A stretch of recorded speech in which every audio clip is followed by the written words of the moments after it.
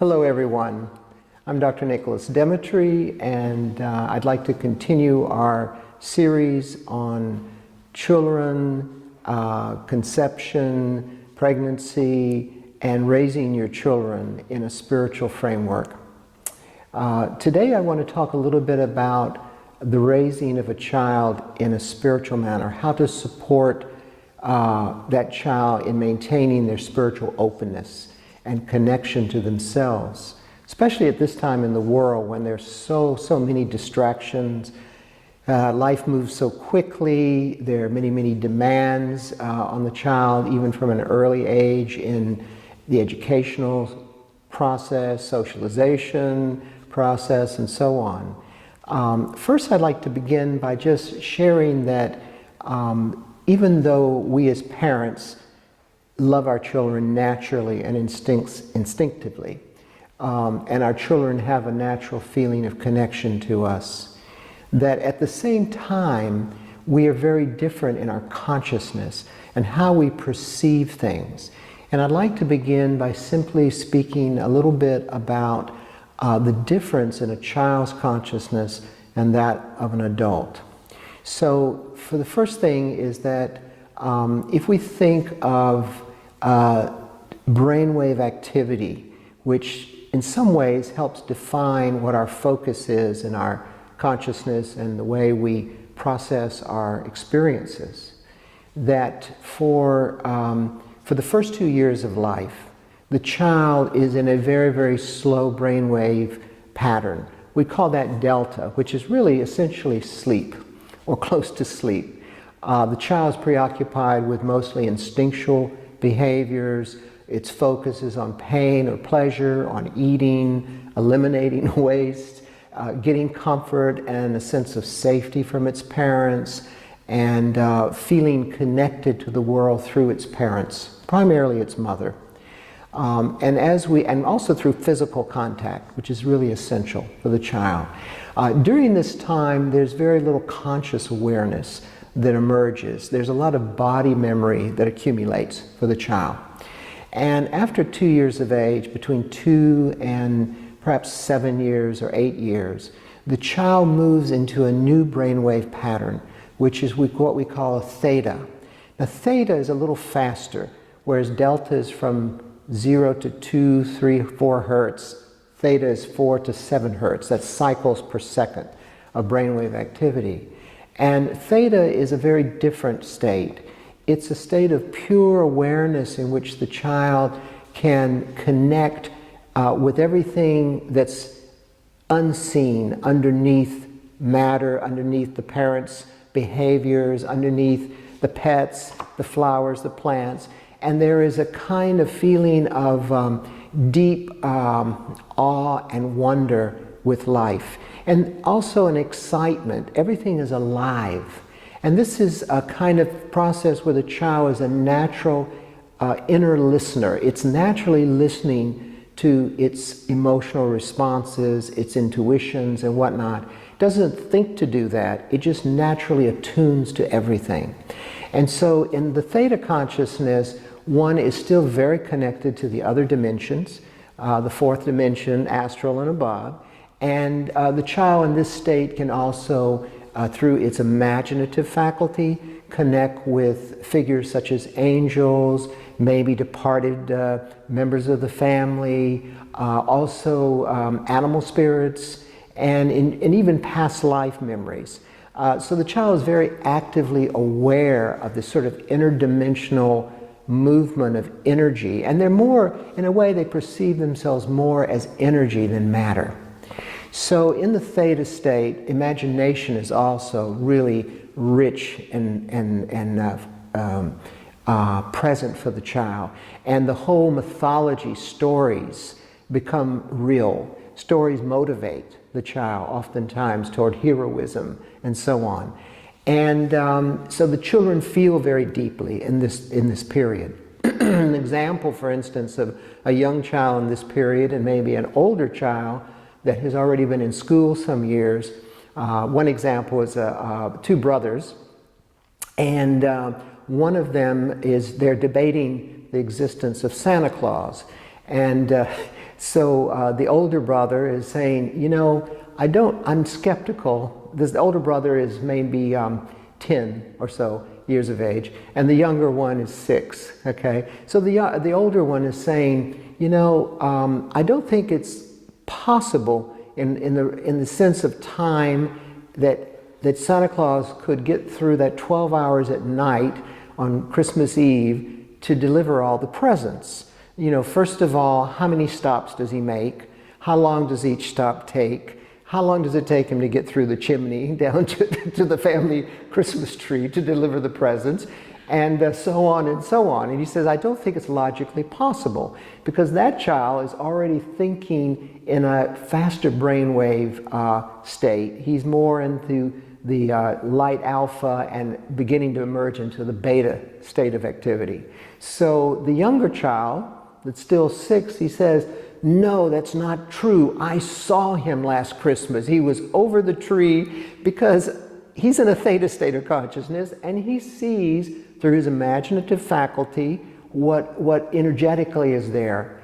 And so there's a big difference. So now we jump to parents. So parents, for the most part, as we get older, we move more and more out of the theta state, and unless we are in a dream, for instance, at night when we sleep, or the alpha state, which is more like how we feel relaxed when we're by the seaside, we're taking a casual walk in the mountains, or relaxing, or listening to beautiful music, hearing the sound of a river flowing. That's more alpha. It's more a relaxed awareness where we have a broader view of things, and we can kind of think of our lives in a more broad perspective when we need to. So, you know, when we go by the ocean side and we're relaxing on the beach and we think of our lives, we don't stress normally. And we're thinking, and we're sort of able to evaluate and understand and accept things. So we're in an alpha state. But in our normal everyday lives, we move into a faster brainwave activity. So from alpha, which is more 8 hertz to 13 or thereabouts, then we move into beta. And there's slow beta, mid beta, high beta. Well, most adults in their problem-solving everyday lives live in a mid beta range. And this is very problem-solving oriented. You think out things, you organize, you look at everything as a challenge to exert some control, or to change things, or to move things, or to get things done. All right?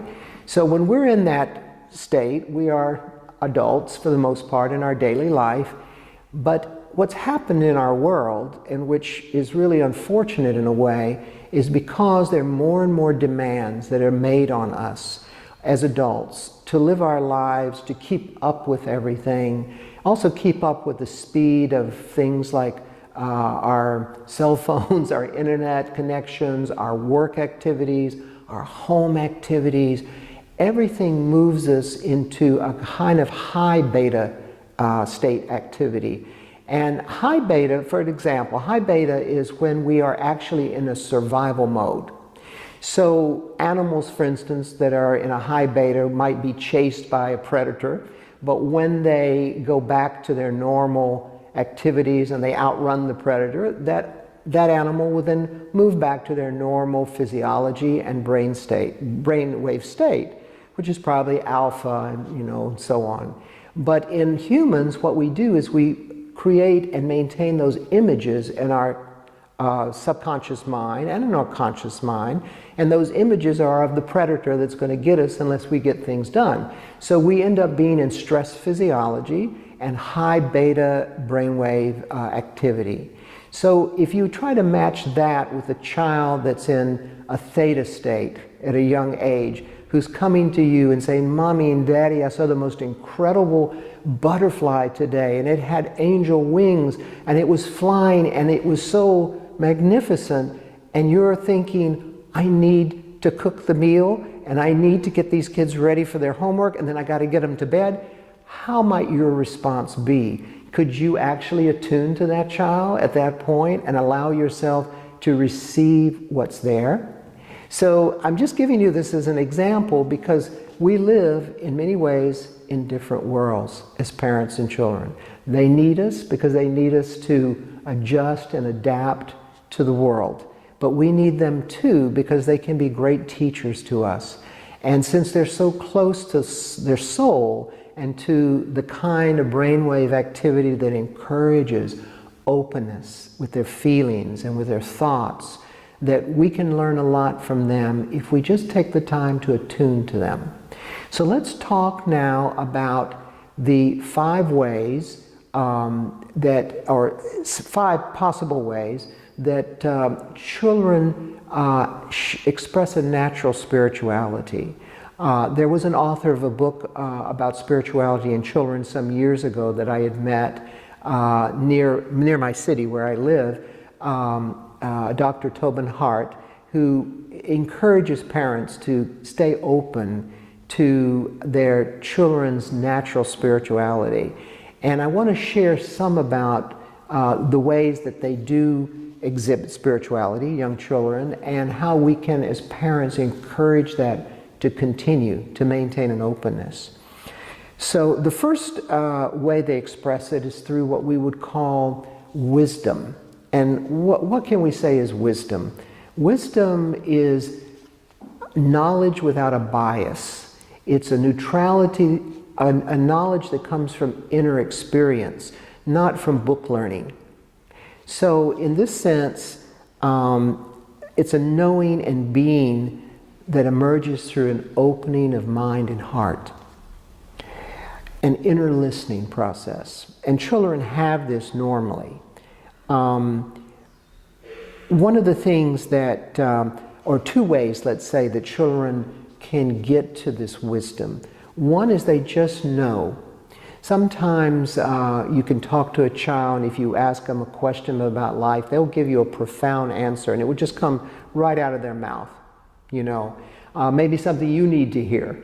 Sometimes we call this, I think in America or in the English language, out of the mouth of babes, meaning there's an innocence but a purity and truth that emerges from that child's consciousness. And that's an example of wisdom. It's coming from somewhere else, quite literally. So one of the things that's important here is helping a child maintain that connection. Some children just have it naturally, at kind of inner knowing they express. Other children do it through guides or connections to things in their environment. For instance, one child might have a connection to angels. One child might have a spiritual guide or a helper, even an animal spirit. They might even say their pet talks to them and connects with them. There are many, many examples from history of individuals who from an early age they exhibited a kind of wisdom and a connection to spiritual helpers. For example, one of my teachers, Stylianos Ateslis or Daskalos, that when he was quite young and he had started school, he was in a course and there was a Latin professor, and the teacher was teaching them Latin, and he stood up, raised his hand, and said, "That's not correct." And the teacher was quite shocked by this. How could this child make this comment? Perhaps, how arrogant can this child be? What's going on? And later communicated this to his parents, and the parents were visibly disturbed by it, but the mother took the time to check out what he was saying and wrote down his response, and then went to a library and discovered that he was correct, that he was actually saying that he was speaking or commenting to the teacher of Latin that existed several hundred years before, but in a perfect form in that way. So there's sometimes just an inner knowing, or another example of a child who was later to become a channel of healing for illnesses. And when he was quite young, he was in the schoolyard and a little boy fell and hurt themselves, and he went over and placed his hands on them and heard a guide say, "Now just feel the love and see the light go through," and the child was healed. Other examples we know from history, for instance, Joan of Arc, that heard her inner source at 13 years of age, saw a brilliant light, God sent a voice, a guide to her, or William Blake saw angels as a child, and so on. So one of the most important things in allowing this openness and flow of wisdom in the children is to encourage them to listen within themselves. So when things get really busy, for instance, you could invite your child to be still, quiet down, watch their breath, take a few minutes just to be in silence, stare at a wall. You know, some children do this naturally because when there's too much stress and they're not able to maintain that theta state, they kind of zone out, as we would say, and they look at a wall for a while. But this is a natural thing, not to disturb that, but to encourage them to take a little time to be in that space so they can continue to listen within themselves. And another thing we can do is encourage them to tell their story. Who are they seeing? What are they seeing? What are they telling them? And so on. Too often,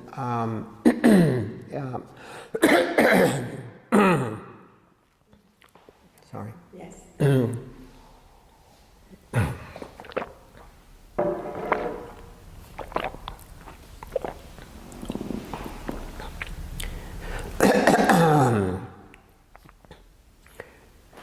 Too often we don't give space for quiet time for the children, and when we encourage them to have this, they can sometimes naturally reconnect with themselves. So finding ways to slow down, or sometimes they will have a special place they go to that they have this ability to sort of connect with their inner guides, their imaginary friends, and so on. Allow them to have that, because in this play process, they're working out their issues, but they're also staying connected to this very, very healing brainwave state, which is we call the theta state of consciousness. Also, another thing that can help is to encourage them to do different things, not to get into too much routine activity. For example, act different, move away, think out loud, be silly, wiggle, just sometimes spontaneously, just to break that trance of constant doing and trying to get things done. Because it starts very early now for them. I get quite surprised at how much homework I see my grandkids have. I look at some of them and I say, wow, I didn't have that much when I was in the university when I was around. So on one hand, it's a wonderful thing that they're accelerated in their growth and in their ability to accumulate knowledge and use it. And I think that's just a generational thing. It moves that way. But at the same time, they often don't have enough downtime just to be. And that's what's essential to maintain this natural theta state. The theta state is a healing state. When we as adults have issues and we go back inside ourselves and connect with earlier experiences, we can move into this theta brainwave state. And in that state, we can reorganize ourselves, we can let go of things, and we can transform. Because in the theta state of consciousness, we are very connected to the etheric field. Some people call it the quantum field. And in that field, we can creatively transform our thoughts and our subconscious tendencies and reframe things into a better way. Children do that naturally, and that's why they change and they can heal so quickly when we give them the opportunity. So we talked about wisdom, and let's move on then to another quality of spirituality of children. And we call this a sense of wonder or a sense of awe, meaning this kind of excited sense that one gets about life that maybe as a child you can go back. What really excited you as a child? What did you feel so connected to that you just felt at one with? For example, I remember vividly as a young child, there was this beautiful tree in our yard, and one day I felt such an overwhelming feeling of love for it that I just ran to it and I hugged it. And of course, I scraped my hands and my face and so on, and my parents were wondering, what happened to you? And I said, nothing, nothing, I just love the tree. You know, it could be for pets, for example, it can be for parents, it can be for grandparents. Especially when we think of grandparents, there is a very natural connectedness, quite often, not all the time, but quite often between grandparents and grandchildren, because the grandparents can kind of give the children an opportunity to just be themselves, have the space to enjoy, because the grandparents aren't the primary responsible members, as the parents are.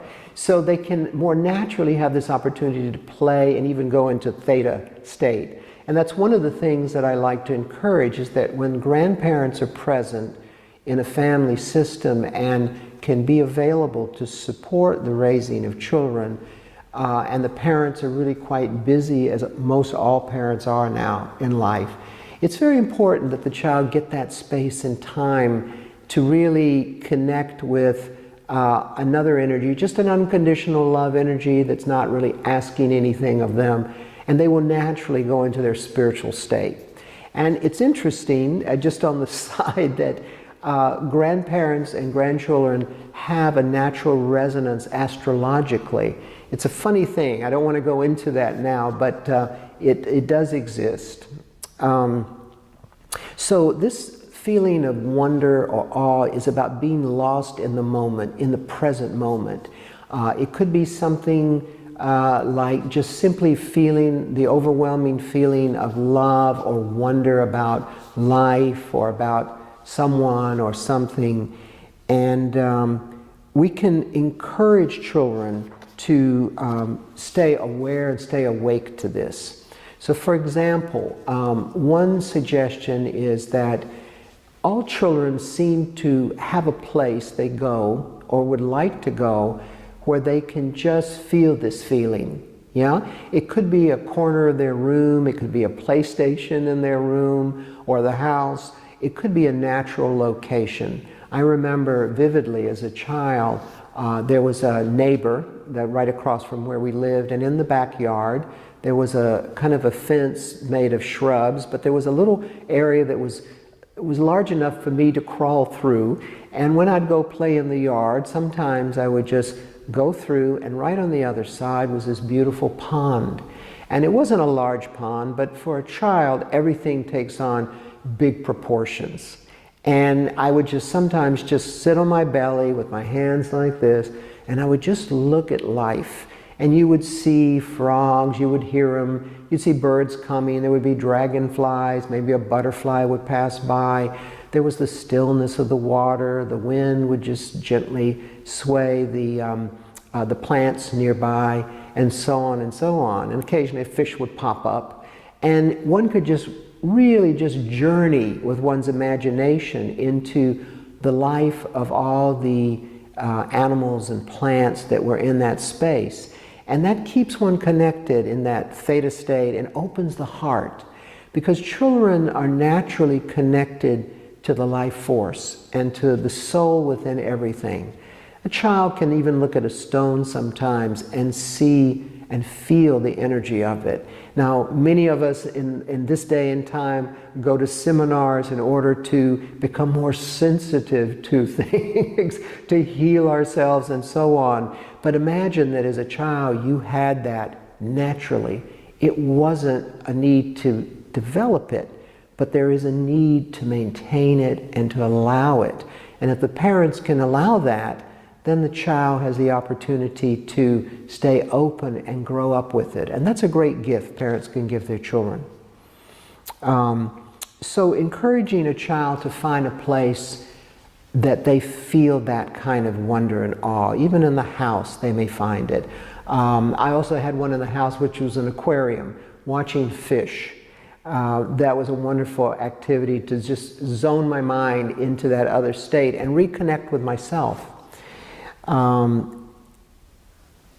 So encouraging children to take the time to be.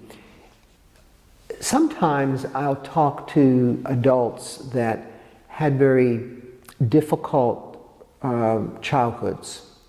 But in many cases, when they took a vacation with their parents and they went to the ocean side, for example, they would report perhaps like, that's the only time I really could spend time with my father, that he wasn't working, or that my mother was able to really relax. And so they would connect more deeply with their parents during those periods. And I think what happens, one way of looking at it, is that the child can relax and be in a more receptive state, but so do the parents. So they all attune to each other. What's unfortunate is that we only give ourselves 1 or 2 weeks a year to do that, when in fact maybe one could schedule 1 day a week or some hours to do something in that way with the children, to just keep them connected and aware. It's more than just having the children play with other children. That's important, but it's also a matter of having them get the time with their parents to attune and to really experience a little bit of the magic of life together.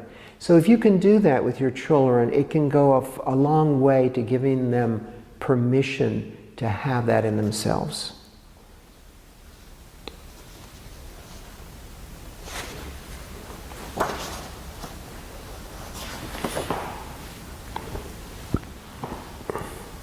Another exercise that can help in this manner is just teaching your child from time to time, when they get very busy or they appear to be stressed, to just stop and breathe. Just to remember to breathe. Allowing this feeling of the air flowing in and out. And if they start thinking in a scattered way or they get distracted, just to come back to their breath. So you might be teaching them a very basic skill of recentering themselves when life gets too stressful or too fast. Another activity can be just teaching them how to let go, how to move on with things. Perhaps during special occasions, one could have them write down things that they didn't feel good about that year, like during a birthday, before a birthday, things you didn't feel good about that year, or before New Year's Eve or something, and things that you felt grateful and good, positive about, and then throw out those negative things and teach them how to get a new start on things. So anytime you can teach them to let go of things, that they have permission to let go of their thoughts that trouble them, their emotions that trouble them, put them all in a big bubble of light and let it go to their angels or to the sun or to the sky, like little helium balloons raising out of their heads. Things like that, that if you teach them a practice from the time they're young, you're giving them an opportunity to build a way of letting go of things they don't need in life. And that maintains their spirituality. So let's go on to the third way that children express their spirituality and how we can encourage them and support them.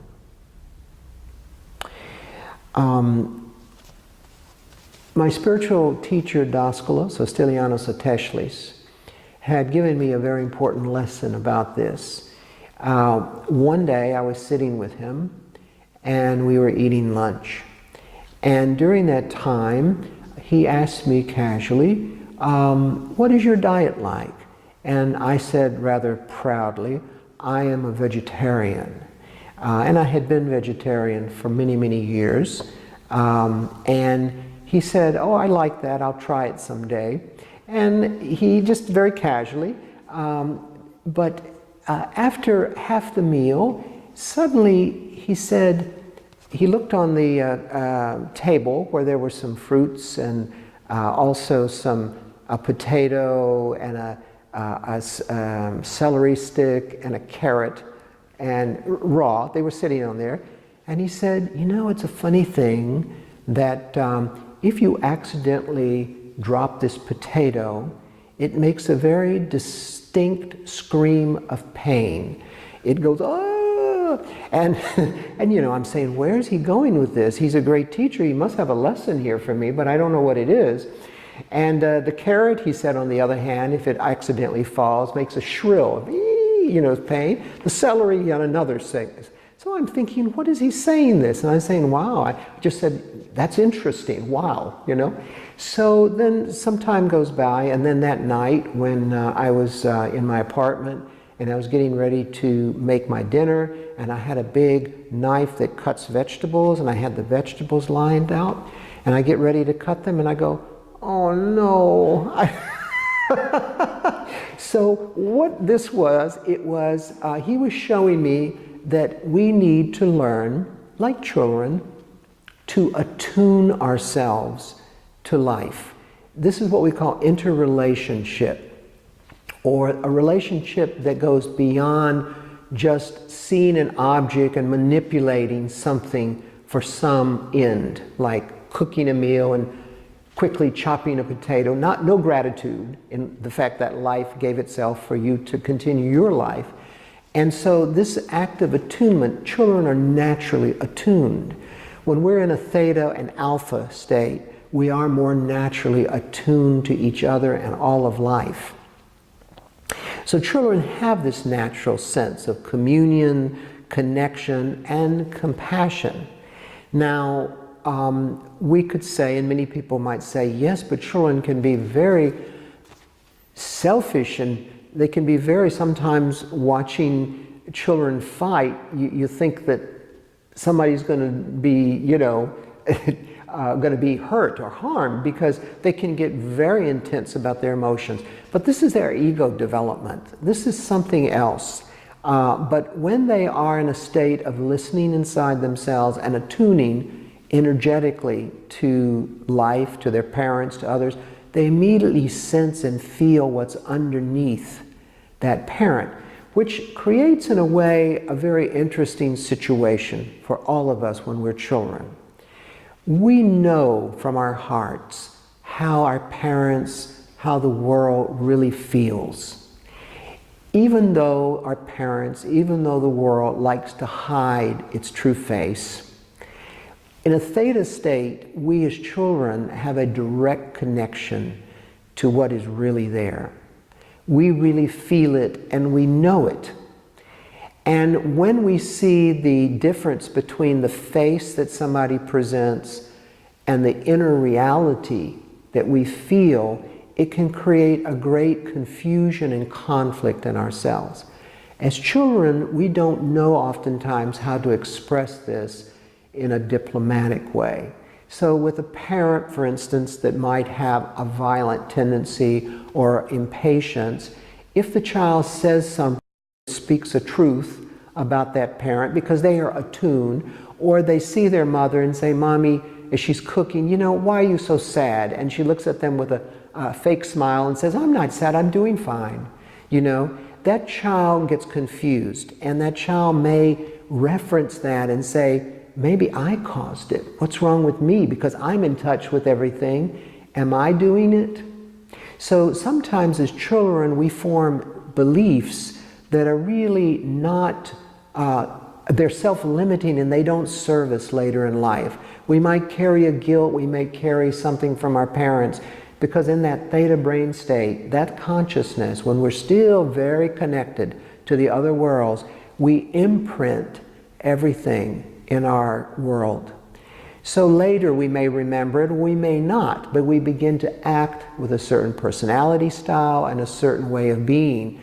And that's when perhaps we need to go back and recover the memories and understand ourselves and understand our parents and recognize that we don't have to carry these things. And people sometimes spend years in therapy doing this. So children have the attunement, this natural attunement.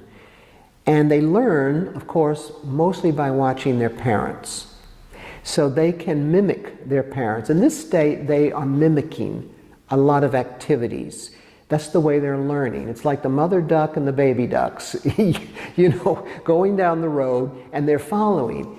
They don't judge it in that state of consciousness. So what are we being as examples for them? Let's just think about that when you get a chance.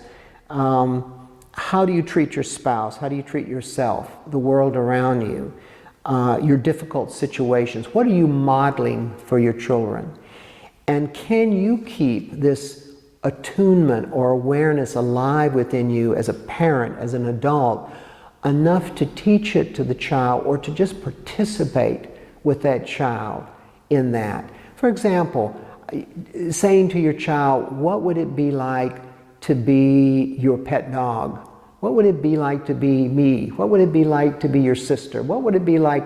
And they will naturally shift their energy into that space and feel it and be very accurate in what they describe as their experience. So when we talk about attunement, we are talking about living from our hearts. And children have that natural capacity. So the more that we can encourage that activity in them and even participate together in play and in different things, as we're saying, the more we can allow them to stay open, not to judge it, yeah? And not to be offended by the fact that they can see right through us as adults.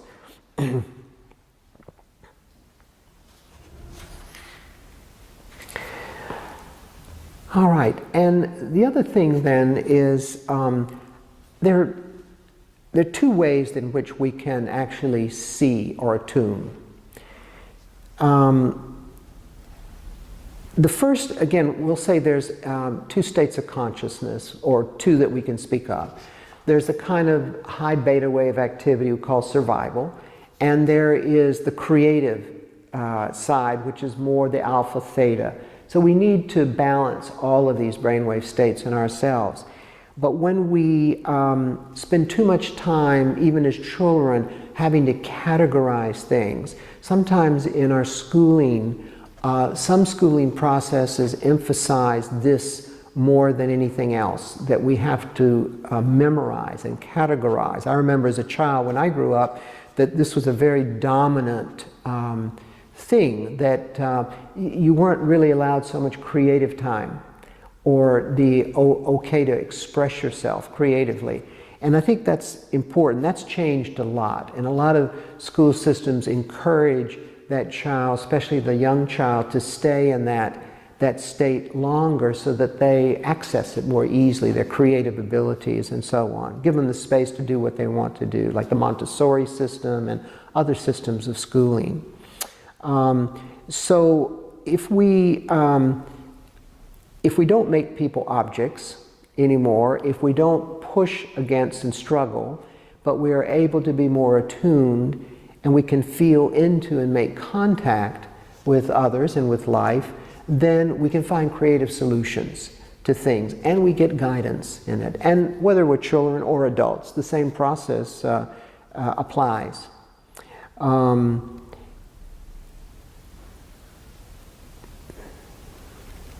So encouraging the child to sit quiet for a few moments, take deep breaths, bring that slowing down process, connect with them, can be a very helpful thing. It's very simple, and I think many parents do it anyway, but just be aware that what you're doing is really important for the child.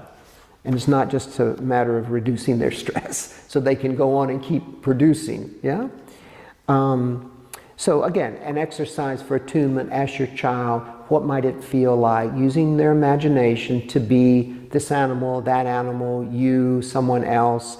And they begin to look at this from their heart. We as adults can do the same thing. In our partnership courses, we often do an attunement exercise where you face each other and you attune yourself, put yourself in the space of the partner, feel what they're feeling, come back to yourself, and so on. And sometimes problems, conflicts, can find very quick resolution because there's an empathic understanding that arises that wasn't there when you're in this high stress beta state of struggle, and you want to change them. No, they want to change you. That's not necessary. There's something deeper going on when we take the time to look. Also, when we think of attunement, there's something really, I think, important to recognize, that Our thoughts and emotions, our energy can affect those that are closest to us.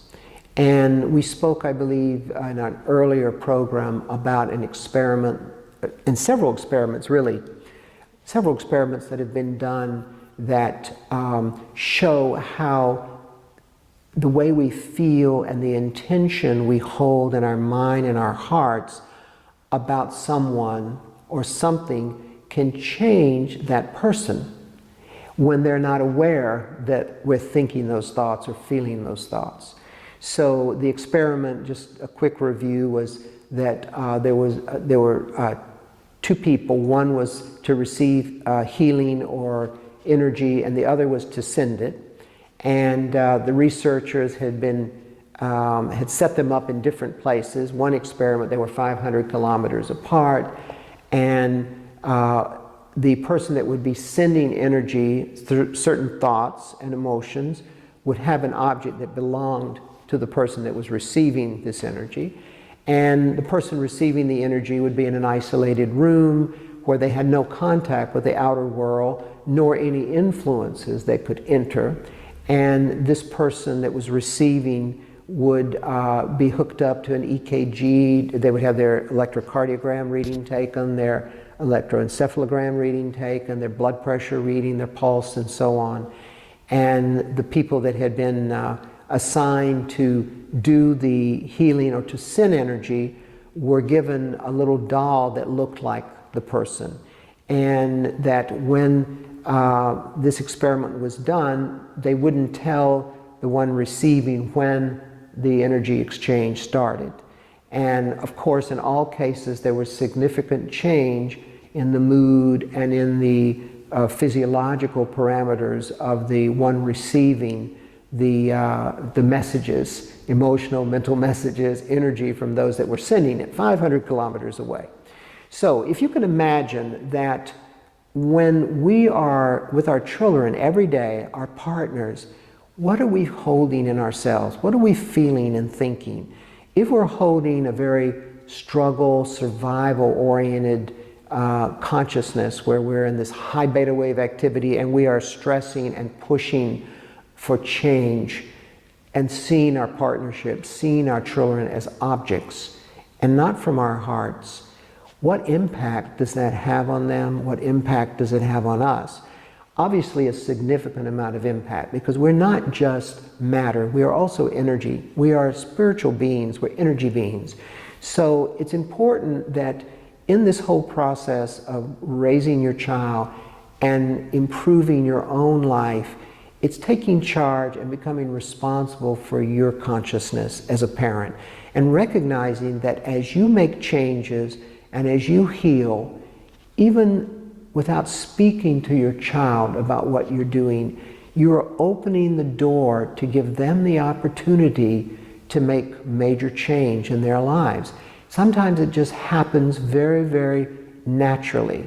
Bert Hellinger, that developed and pioneered the family constellation therapy, showed that through different positioning of the family system and people within the context of the family would energetically shift the energy and the course of a person's life. So if we are changing ourselves, we are giving them the opportunity to change. Sometimes they don't like it. Sometimes we change, for instance, in partnership, and our partner's wanting us where we were, and vice versa. Or even our children. Mommy, you're not the same, you're different. Who are you? What are you now? Well, that's normal. One goes through those phases. But what's important is that we are able to allow for change to take place. Not only in our children, but in ourselves as well. Then things shift, and problems can find their solution more easily. So a lot of this comes through attunement, recognizing that attunement develops compassion, and the more we attune, the more we're able to love and feel our unity soul to soul with our children. And sometimes it's interesting that one can get glimpses that the child on a deeper level knows from their soul why they're with you as parents.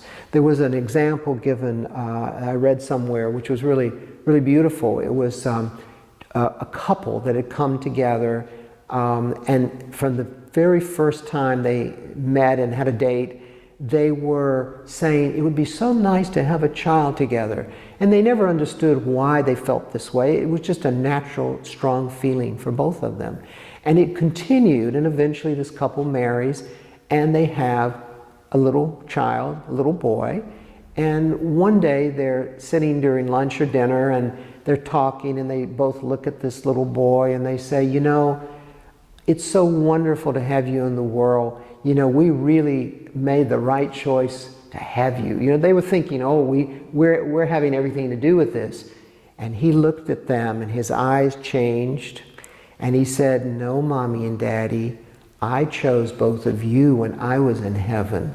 And they were suddenly just moved to realize he had been influencing them that whole time, that these are going to be my parents. I'm putting them together. So sometimes the child on a very deep level knows things that the parents need to hear in that way. So allowing attunement is important. There's another quality, the fourth quality that I'd like to talk about that I think it's really important, especially in the education of children. It's, we call it wondering or asking questions. So we, unfortunately, I think in our school systems, we often get too caught up in trying to repeat knowledge or get quick answers or fixes about why things are the way they are in life. And again, this reflects this very object-oriented separation consciousness that we speak of, based on, really it's based on stress physiology and very strong left brain tendencies without any connection to the other side of things. So children have this capacity of being natural philosophers, of asking the questions like, why am I here? What is life? You know, what is God? Where did things begin? And they seek those answers for themselves, and they look to us as parents to receive that understanding.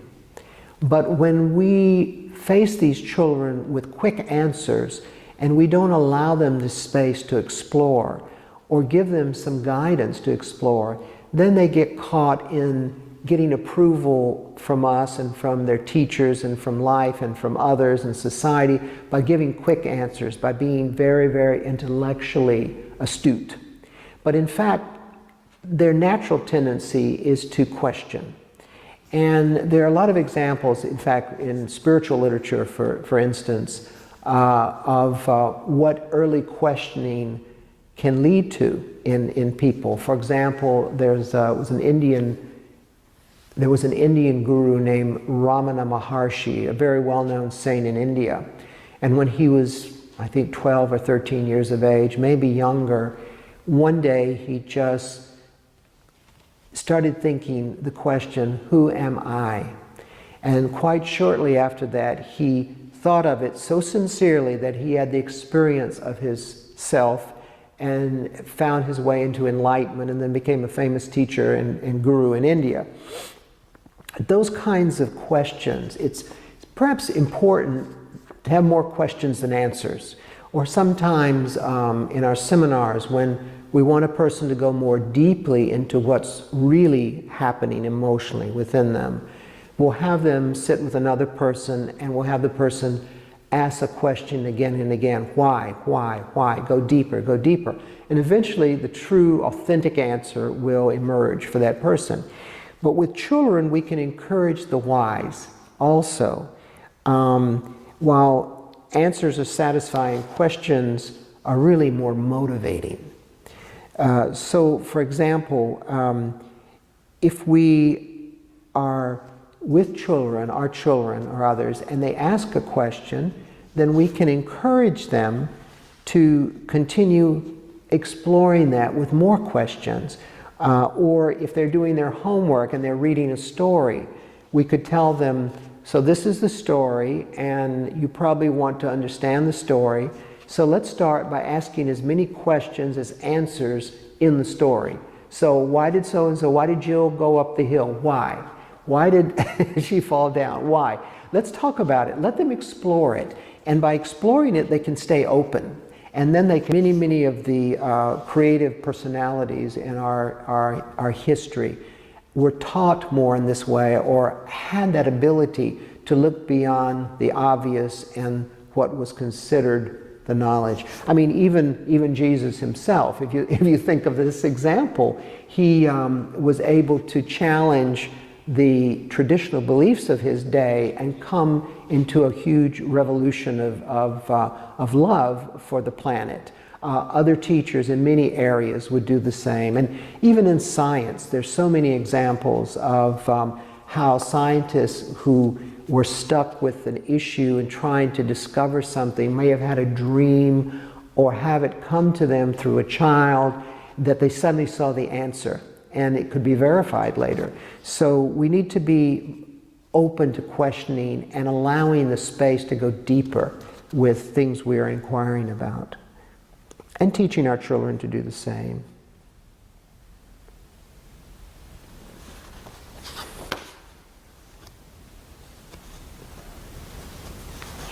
So going on,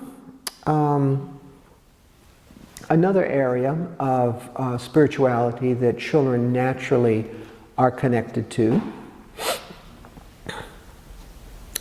is what we call seeing the invisible, or receiving intuition and inner guidance.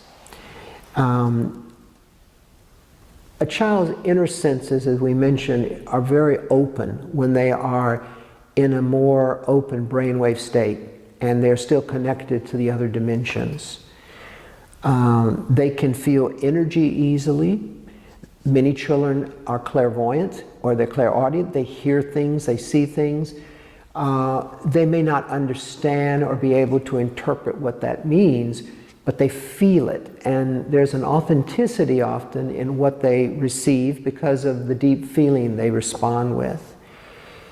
Sometimes they see other beings, sometimes colors, sometimes they have imaginary friends. We spoke in one of the earlier talks about a little girl who had a protector from Africa, and her mother was not able to know what is this about, and it turns out the little girl had a memory of a past life of being an African queen. And the funny thing was that the mother and the family, they were from a German background. The little girl had blue eyes and blonde hair, and yet, you see, lifetime after lifetime, we take on different personalities, different racial experiences, different countries we live in, because to the soul, it's all a play.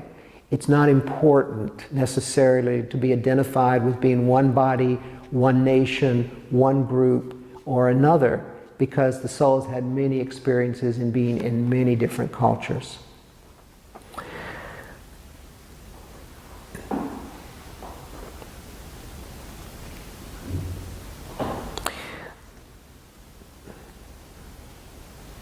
Sometimes children will be connected even to knowing what you're doing. For example, my oldest grandson, I would meditate, all right?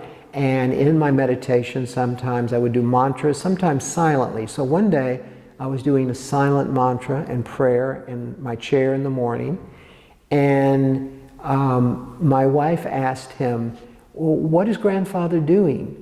And he just came out and just said, oh, he's meditating and he's singing Om. But how he knew this was I wasn't verbally doing it, but he knew it because he could hear it. And one time later she asked him, so where do you come from? And he said, oh, I come from a place of golden light.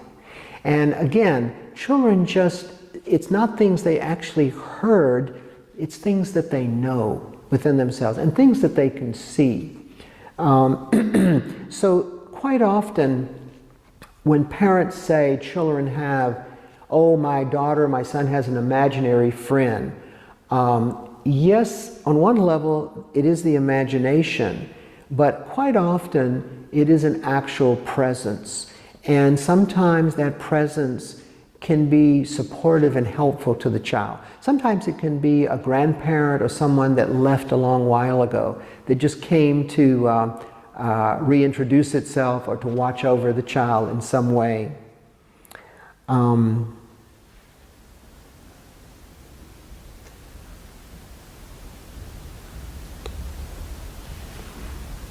So when we think of spiritual parenting, and this is what we've been talking about, is just to remember as parents that children, they come through us, but they're not from us. We don't possess them, we don't own them. We are here to engage in a soul-to-soul dialogue to support them and to receive from them as well. Even if because we are all eternal as soul, but as human beings, we're moving through our circle of possibility. We're at different ages, we're at different points in our cycles of life, and we're there to teach each other and guide each other step by step in a good direction. So I encourage you to be open to your child, and to be willing to look and see, what is this child for you? How did you choose them? How did they choose you? And what is your task with them, your spiritual task with them? What are you there to provide them with, to help them in their incarnation?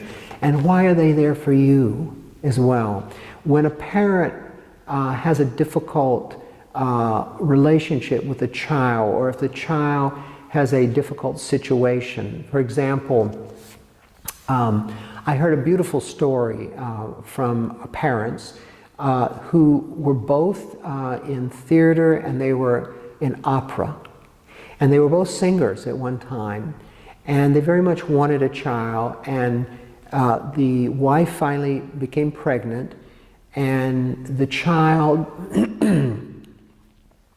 the child was at a certain point in its gestation within her, and they wanted to do an amniocentesis to check to see if everything was okay genetically and so on.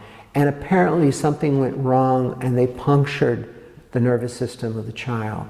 And the child came out brain impaired. So this little boy grew up with only one clear sense, and that was his hearing. And he was in a wheelchair for the most part. It was said that he would not have lived very long, but in fact he lived quite a long time for a child that had mental retardation and impairment. But the one thing that he responded to was the singing of his parents. And this was what he received from them in the way of love. And what they learned after some time that they received from him, even though at first it would seem that perhaps this was a tragedy, or a difficult situation, that they received the capacity to love. And they were able to do this in a way that they said would have never been possible had this child not been born in this way. And if you think about it from soul to soul, what a courageous, incredible choice to make, to come into the world, to go through life in a limited way in order to teach your parents, and also in order for the parents to serve you in your healing, in whatever way you could come in. So I'm going to leave you with that for the moment, of stay open to your children and stay open to what is really going on. Thank you.